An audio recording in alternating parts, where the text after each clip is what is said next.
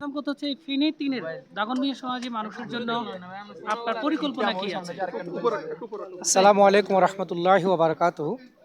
সম্মানিত দেশবাসী, দাগনভূঞা সোনাগাজী উপজেলার সর্বস্তরের জনসাধারণ ভাই এবং বন্ধুগণ, আমি আল্লাহ রাব্বুল আলামিনের শুকরিয়া আদায় করছি।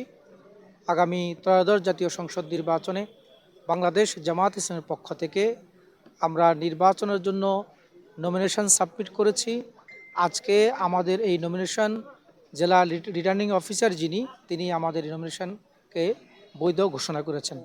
আমি আল্লাহর শুকরিয়া আদায়ের পাশাপাশি আমি আমার সম্মানিত জনসাধারণের প্রতি কৃতজ্ঞতা প্রকাশ করছি এবং এই নিউজ প্রচারের ক্ষেত্রে মিডিয়ায় যারা ভূমিকা রাখছেন, আমি সাংবাদিক ভাইদেরকেও আন্তরিক মোবারকবাদ ধন্যবাদ জানাচ্ছি। আমরা আজকে আমাদের মূল দাবি হচ্ছে যে 17 বছর আমরা ভোটের অধিকার থেকে বঞ্চিত।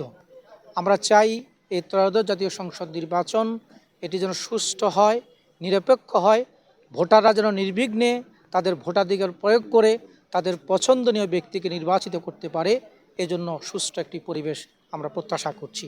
একই সাথে আমরা যেহেতু নির্বাচন করব, আমাদের জায়গা থেকে আমরা চাই বাংলাদেশ দুর্নীতিমুক্ত হোক, একই সাথে আমাদের দাগনভূঞা সোনাগাজীও দুর্নীতিমুক্ত হবে ইনশাআল্লাহ। এখানকার আমাদের যে সকল প্রয়োজনীয় বিষয়গুলো রয়েছে, আমরা দাগনভূঞা সোনাগাজী এটি অবহেলিত এলাকা, উপকূলীয় এলাকা, এখানে নদী ভাঙ্গন আছে, এখানে ঘূর্ণিঝড় এবং সাইক্লোনের কারণে ক্ষতিগ্রস্ত মানুষ ব্যাপকভাবে হয়েছে বিভিন্ন সময়ে। আমরা এগুলোর স্থায়ী সমাধান চাই। আমরা আমাদের ছাত্রদের জন্য, যুবকদের জন্য পড়াশোনার পরিবেশের পাশাপাশি তাদের কর্মসংস্থান চাই। আমরা আমাদের প্রশাসনের সর্বস্তর থেকে যে দুর্নীতি এবং ঘুষ বাণিজ্য রয়েছে এগুলো দূর করতে চাই। সালিসি বাণিজ্যের মাধ্যমে আজকে দুর্নীতিকে যেভাবে গ্রাম এবং বাড়ি পর্যন্ত নিয়ে যাওয়া হয়েছে, আমরা সেই সালিসি বাণিজ্যেরও এখানে প্রতিকার চাই। এছাড়া এখানকার অবকাঠামো উন্নয়নের যে বিষয়গুলো এখনও পর্যন্ত সম্পূর্ণ হয়নি, রাস্তাঘাট, পুল কারবাট, তারপরে বিভিন্ন ধর্মীয় সামাজিক প্রতিষ্ঠান, স্কুল কলেজ এবং বিশেষ করে চিকিৎসার ক্ষেত্রে আমাদের এখানকার জনগণ চিকিৎসা বঞ্চিত।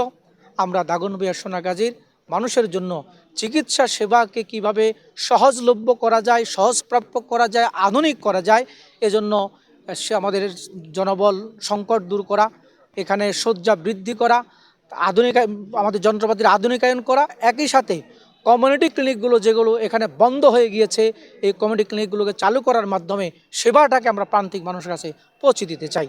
এছাড়া আরও আনুষঙ্গিক অনেকগুলো বিষয় আমাদের রয়েছে, বিশেষ করে লালপুলের যে এখানে দুর্ঘটনা কবলিত যে এলাকাটি রয়েছে, এটি একটি মৃত্যু ফাঁদ হিসাবে আজকে আমাদের চিহ্নিত। এখানে ফুটওভার ব্রিজ অথবা আমরা ফ্লাইওভার, আন্ডারপাস এগুলো বাস্তবায়নের মাধ্যমে যেন এই বিপদ থেকে মানুষকে রক্ষা করা যায়, আমরা সেগুলোর পরিকল্পনা আমরা তো আমাদের আছে। আসলে ফেনী ২ এ দেখেছি যে আপনারা একটা জোট গঠন করেছেন, যে ক্ষেত্রে আপনারা লিয়াকত আলী ভূঁইয়াকে আপনারা করে এবি পার্টির চেয়ারম্যানকে আপনারা এখানে মনোনয়ন, সেই ক্ষেত্রে ফেনী ৩ এও কি জোটের কোনো বিষয় আছে কি? আমাদের জোটের প্রক্রিয়া তো জোট বলতে সমঝোতা, জোট নয়, সমঝোতার নির্বাচন নিয়ে আমরা অনেক আগ থেকেই কাজ করছি। সেখানে অনেকগুলো আসনে সেই সমঝোতা সম্পন্ন হয়েছে। কিছু কিছু বিষয় এখনও আমাদের অসম্পূর্ণ রয়েছে, এগুলো চলমান। আশা করি মনোনয়ন প্রত্যাহারের আগে এগুলো সমাধান হয়ে যাবে ইনশাআল্লাহ। আমরা সেই ব্যাপারেই আমাদের কেন্দ্রীয় সংগঠন কাজ করছে, আমাদেরকে নির্দেশ দিচ্ছে এবং আমরা সেই আলোকে আমাদের কাজগুলো এগিয়ে নিয়ে যাচ্ছি। আগামী এই যে একটু নির্বাচনের সাথে যে আপনারা যেটা বলছেন যে আপনারা সুষ্ঠু পরিবেশ চান, তো সেই ক্ষেত্রে যেহেতু বিএনপি ইলেকশন করছে, জামাত ইলেকশন করছে, দুটোই বড় দল, লেভেল ফিল্ড সেটি কি আছে? আপনারা কোনো শঙ্কাবোধ করছেন কি? আমরা নির্বাচন সুষ্ঠু হওয়ার ক্ষেত্রে আশাবাদী, কিন্তু আশঙ্কার জায়গা থেকে মুক্ত হতে পারি নাই। কারণ এখনও পর্যন্ত এখানে এজাহারভুক্ত সন্ত্রাসী যারা আছে বা অতীতেরও যারা সন্ত্রাসী আছেন তারা ঘুরে বেড়াচ্ছেন। এফআইআরভুক্ত যেটা আসামিরা আছেন তাদেরকে গ্রেফতার করা হচ্ছে না। অবৈধ অস্ত্র এখানে ব্যাপকভাবে আছে, কোনো কোনো জায়গায় এগুলো আমরা প্রকাশও দেখেছি। এবং এখানে অবৈধ অস্ত্রের ব্যবহার নানা রকম অন্তঃকোন্দলের মাধ্যমে ব্যবহৃত হয়েছে। এছাড়া আমরা চাই প্রশাসনের মধ্যে যদি কোনো